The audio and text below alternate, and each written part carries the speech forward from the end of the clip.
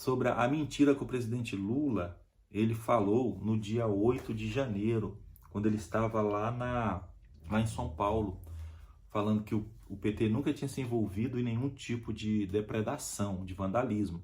E hoje a revista Oeste, ela publicou uma matéria que eu achei interessante, trazendo ali foram os 5 protestos do PT que acabaram em vandalismo, né? Vamos dar uma olhadinha aqui, vou compartilhar com os senhores aqui. 5 depredações da esquerda contra o patrimônio público, matéria trazida pela revista Oeste. Vamos dar uma olhadinha aqui, relembrar a memória do presidente Lula, que ele anda muito esquecidinho, né? Ou já virou realmente mentiroso quanto mais. Vamos dar uma olhada. Abre aspas, para a fala do Lula no dia 8 de janeiro.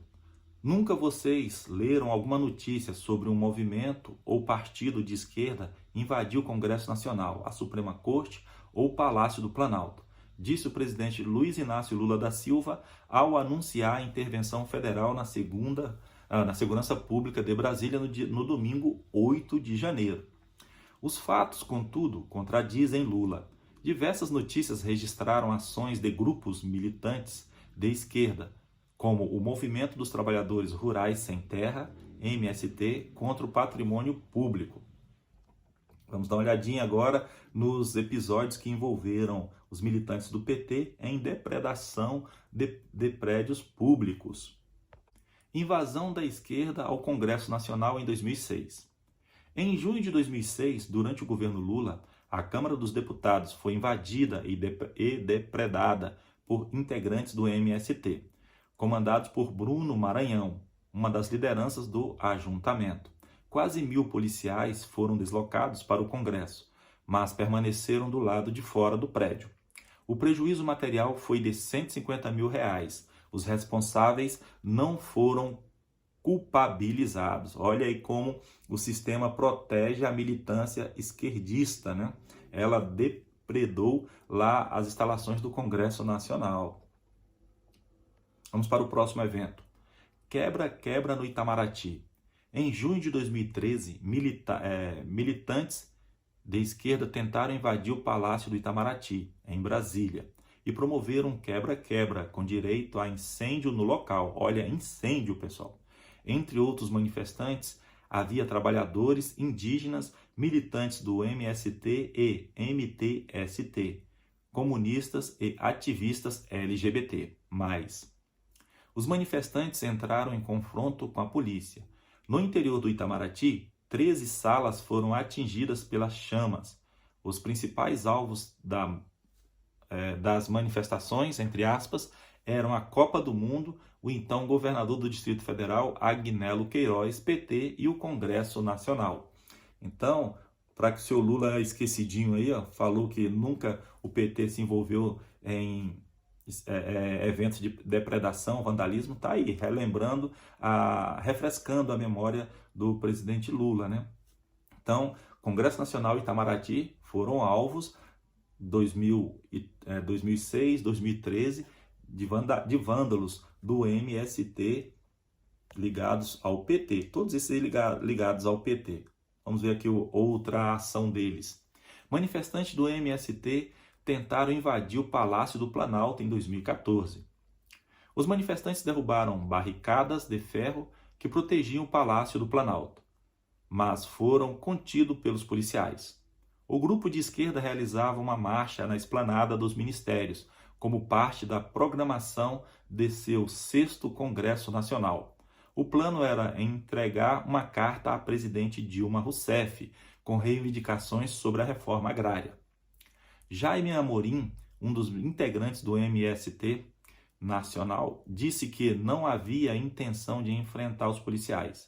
Abre aspas, quando o governo não faz reforma agrária, é isso que acontece, cria conflitos, fecha aspas, afirmou Jaime Amorim. Então tá aí, queria invadir o Palácio do Planalto, mas a presidente Dilma não tratava todos como companheiros, por que ela não recebeu a carta do pessoal, da liderança do movimento? O pessoal pedia apenas a reforma agrária, né? E reforma agrária é essa bandeira de campanha do PT. Ele só usa a reforma agrária para assumir o poder. Assumir o poder, ele esquece. Depredação de ministérios em 2017. Em protesto contra o então presidente Michel Temer, 45 mil manifestantes de centrais sindicais e movimentos sociais de esquerda depredaram prédios dos ministérios em Brasília. Ato ocorreu em maio de 2017. Os militantes quebraram vidros, pincharam e invadiram prédios da esplanada. De acordo com funcionários do Ministério da Agricultura, os manifestantes atearam fogo ao auditório do prédio e quebraram os portas-retratos na galeria dos ex-ministros. Então, assim, esses atos aí têm muita semelhança com o que aconteceu dia 8, né? Por isso que acende cada vez mais também essa nossa pulga aqui atrás da orelha para saber ali da identificação de todos que participaram lá do dia 8 de janeiro. Mulheres do MST invadiram e depredaram o Ministério da Agricultura. Um grupo de mulheres do MST depredou a entrada e o saguão do Ministério da Agricultura em 2020. De acordo com o próprio movimento, 3,5 mil pessoas foram às manifestações, que fecharam parte da pista da esplanada dos ministérios e impediu o acesso de funcionários. Paredes, o chão e o elevador do térreo do prédio foram pinchados. Embalagens de agrotóxicos de tinta vermelha para simular sangue foram jogadas no saguão. Segundo o MST, o objetivo dos protestos seria os, abre aspas, cortes nos investimentos públicos e a liberação desenfreada de agrotóxicos pelo governo Bolsonaro, fecha aspas.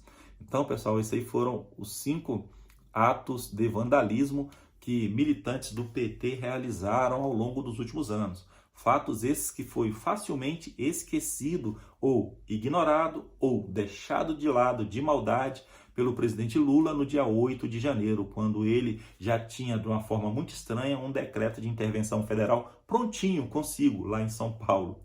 E saiu de Brasília no sábado, na véspera da manifestação, para ir para São Paulo.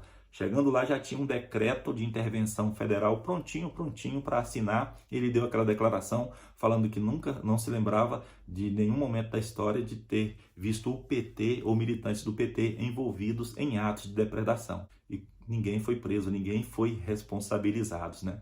Esse é o Brasil, pessoal. Esse é o Brasil, é a forma de fazer política aqui no nosso país, onde uma vertente ideológica política, ela quer sempre passar pano pelos crimes cometidos por seus militantes e quer criminalizar aqueles que pensam diferente, até mesmo criando condutas delituosas que eles não cometeram. É isso aí. Vamos seguir firmes e fortes na nossa luta, sempre trabalhando com a verdade, que este é o caminho que vai salvar a nossa nação brasileira.